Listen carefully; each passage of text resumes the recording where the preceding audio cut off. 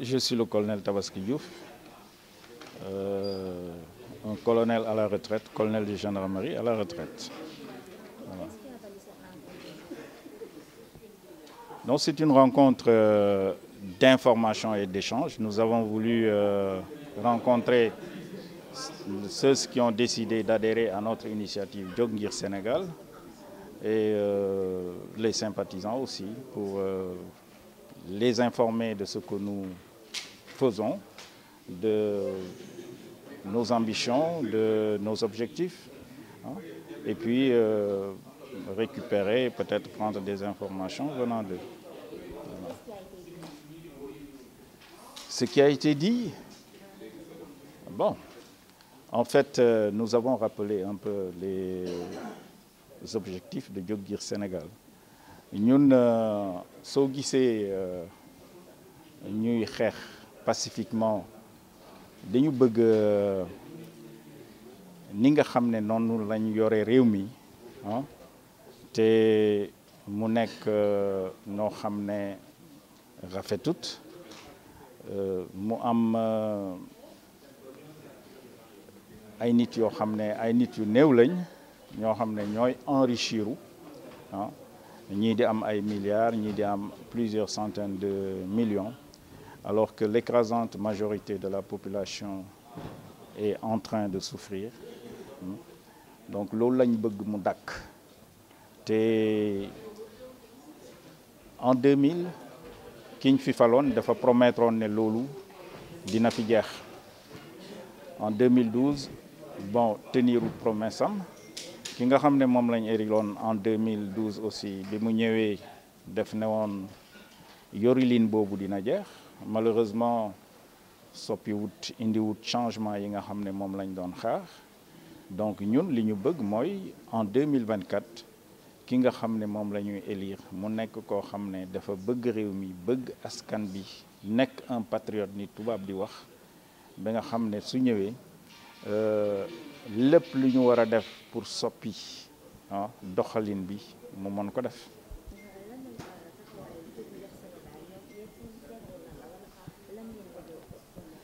Bon, actuellement li ñuy def mooy par exemple conscientisation c'est-à-dire yee électeurs yi ñu xam lan moo xew ci dëkk bi pour que suñu demee ba nga xam ne donc yee électeurs yi présentement quoi. xam nga dina am période boo xam ne conseil constitutionnel day arrêter la liste des candidats ok fii ak foofu nag li ñuy def actuellement mooy yee électeurs yi wax ak ñi nga xam ne ñoo yore nguur gi aussi pour que ku nekk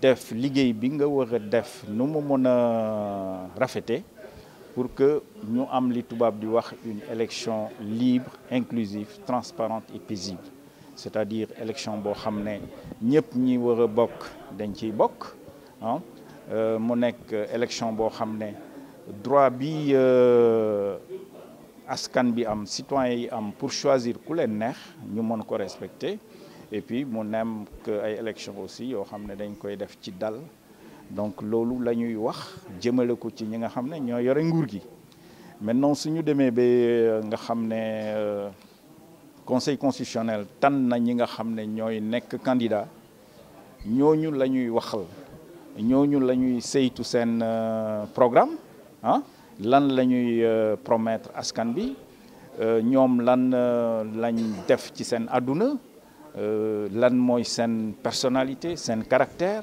seen jikko ah pour que loolu ñu mën a seet pour ñun kan moo nekk le meilleur candidat kan moo ci gën kan lañ am yaakaar ne su yoree réew mi dina ko jaaxale fi nga xam ne foofu lañ bëgg voilà kooku nag suñ ko tanee dinañ demaat ci électeurs yi waxtaan ak ñoom pour wax leen ñu votel kooku waaw ñun daal ñu ngi def liggéey bu am solo te vraiment gëstu nañ ba xam nañ nit koo xam ne moo baax ci réew mi naka la war a mel loolu xam nañ ko gëstu nañ jël nañ suñu temps def gëstu bi ci war donc li ñuy ñaan ñi nga xam ne ñooy électeurs yi rek mooy ñu am confiance ci ñun ndax ñun askan bi moo tax ñu jóg man mii retraité la ah vraiment maa ngi sant yàlla xeex bi may xeex du pour man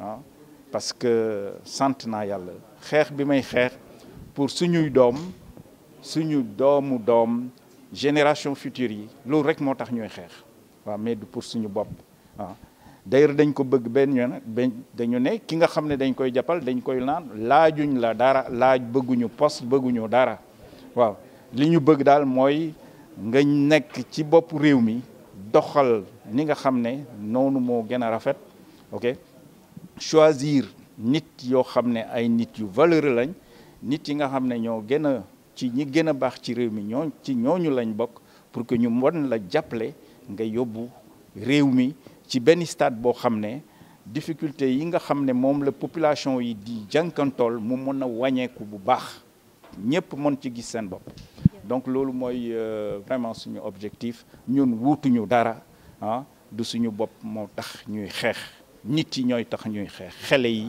ak les générations futures voilà. Cette rencontre, c'était effectivement pour avoir un point de presse, pour pouvoir nous exprimer sur la situation actuelle du pays et en perspective des élections à venir. C'est pour cela que nous nous étions réunis aujourd'hui pour parler, pour transmettre un message à la population. Voilà. L'objectif de Dionguir Sénégal, c'est quoi? Dionguir Sénégal a été créé pour incarner une sorte d'observatoire de la bonne gouvernance, de l'état de droit, etc. C'est un observatoire. Nous sommes là comme un dernier rempart pour protéger les intérêts de la société sénégalaise, pour édifier sur pas mal de problèmes, pour nous impliquer dans tous les aspects de la vie politico- ou socio-économique. C'est pour cela que nous avons créé cet observatoire-là, pour aider la population à prendre de bonnes décisions, pour pouvoir aussi intervenir en cas de malversation de la part de ceux qui nous gouvernent, etc. C'est pour cela que cet observatoire a été créé. Voilà. Voilà, au regard de tout ça, comment appréciez-vous la politique maintenant du Sénégal, vu que tout le monde est candidat ou bien tout le monde peut être candidat? Ouais, mais c'est du n'importe quoi. Là, je pourrais tout simplement me référer à une citation de François Mitterrand qui disait lors de l'élection de Jacques Chirac qu'après cet homme, n'importe qui pourra être président de la République française. Parce qu'il avait déjà vu que la société entrait dans une phase de déclin, de déliquescence au point de vue moral et de la qualité des ressources humaines. C'est ce qui nous est arrivé aujourd'hui au Sénégal. N'importe qui peut être maire, n'importe qui peut être député, n'importe qui peut être ministre, n'importe qui peut être président. C'est ça notre problème. C'est pour cela que les gens se sont dit, mais affaire bi dafa yomba, affaire bi dafa neex, allons-y. Allons-y, je peux tenter ma chance aussi, puisque tel est président, pourquoi pas moi, etc. Ça montre qu'on n'a plus de repères dans ce pays-là. Et il faut y mettre un terme. Regardez la liste des candidats. Regardez la liste des candidats. Mais il y a énormément de prétentions. C'est des choses qui sont 260 candidats pour diriger le Sénégal. Alors que dans les pays organisés, tu as au maximum 3 ou 4 personnes qui prétendent à la magistrature. Et en général, c'est des gens qui ont été poussés, que la population a poussé à prendre cette posture. C'est des gens qui ne le choisissent même pas. Voilà. Aujourd'hui, c'est ce qui se passe au Sénégal. C'est la porte ouverte à toutes les aventures. C'est un danger pour le Sénégal et les populations sénégalaises. Parce qu'être président de la République, c'est énormément de responsabilités. Ça demande énormément d'expertise, ça demande un vécu, ça demande beaucoup de choses. Regardez ce qui nous est arrivé depuis 2000. Depuis 2000, on n'a jamais eu de véritable administrateur, homme d'État, au vrai sens du mot, à la tête de nos institutions. Il y a eu énormément de problèmes, énormément de dérives, etc. On voudrait que cela cesse. Nous, nous sommes là, nous ne sommes pour personne, nous sommes pour le Sénégal. Voilà, nous sommes prêts à accompagner celui que l'on croira être le meilleur pour le Sénégal, mais en même temps, nous sommes prêts à combattre quiconque trahira ses promesses devant la population sénégalaise. Voilà, voilà.